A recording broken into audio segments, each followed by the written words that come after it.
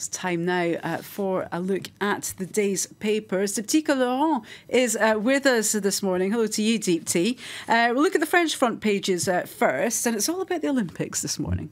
It is, Hala, but it's not quite Olympic fever, at least not for Libération. It's the secret combat of the Olympics. That's what the left-leaning paper says on its front page. That combat, of course, between Russian President Vladimir Putin and the IOC.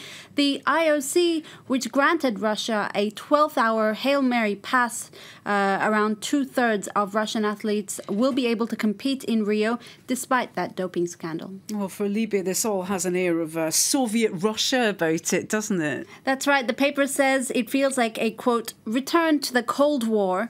This time round, Russia won its battle of influence with the IOC, and one historian interviewed in the paper actually makes an interesting observation about Russia's doping history. He says it sort of began in 2010 when Moscow came away from the 2010 Winter Games, a big loser, taking away just 3 gold medals. 4 years later in Sochi, Russia topped the medals tally. And its editorial, Libération, condemns the IOC's decision, saying the Brazil Games resembles a moral shipwreck where sports is held hostage between this politics of excess and this pursuit of, quote, performance at all cost. Well, this, of course, dominating many of the papers, but other controversies around the Games are also featuring this morning, aren't they? Particularly Brazil's political, economic crises and health concerns. Well, the problems just keep piling up, don't they, Hala? For the right-leaning paper Le Figaro, the Rio Games open under tense conditions. An Olympic Games of crisis, that's what Les Echos, the French business paper, says. For the first time, an Olympic Games is being held in a country amid a, quote, political and economic storm. And it's not just Brazil. The world is in crisis. It's going through a period of uncertainty, insecurity, and the editors say that Rio's great party, nevertheless, will not make these problems go away, but at least it'll bring us a much-needed distraction. And they're very good at throwing a party, the Brazilians, aren't they? But, you know, the reputation in Brazil has taken something of a battering. But it's not just Brazil, it's the IOC as well. Well, the Rio Games confront the challenge of maintaining the Olympic flame. That's what L'Humanité, the communist paper, says on its front page, of course, a play on words of that Olympic flame.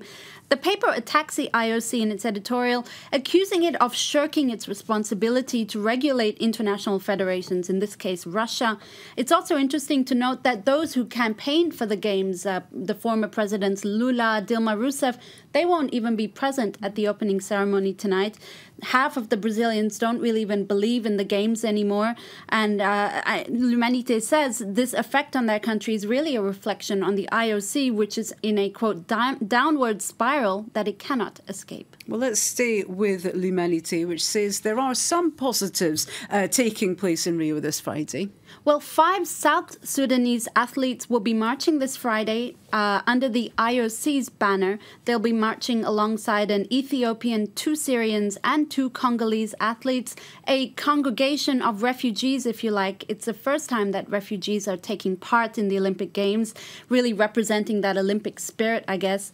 3 more athletes will be flying the flag for South Sudan, which is participating in its first Olympic Games. Good for them. Well, keeping fingers crossed for all those competing in the Olympics. Let's move on now to controversy happening here in France around a decision to privatise an aquatic park for a Muslim women's association.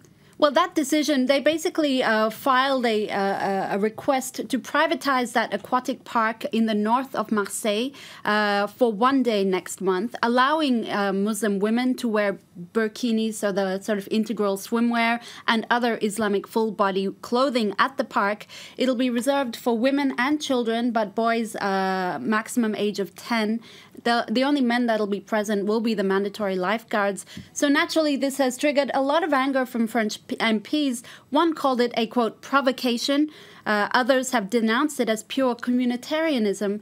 The association defended its decision, saying it's perfectly legal to privatize the site, and says that non-Muslim women are welcome to join.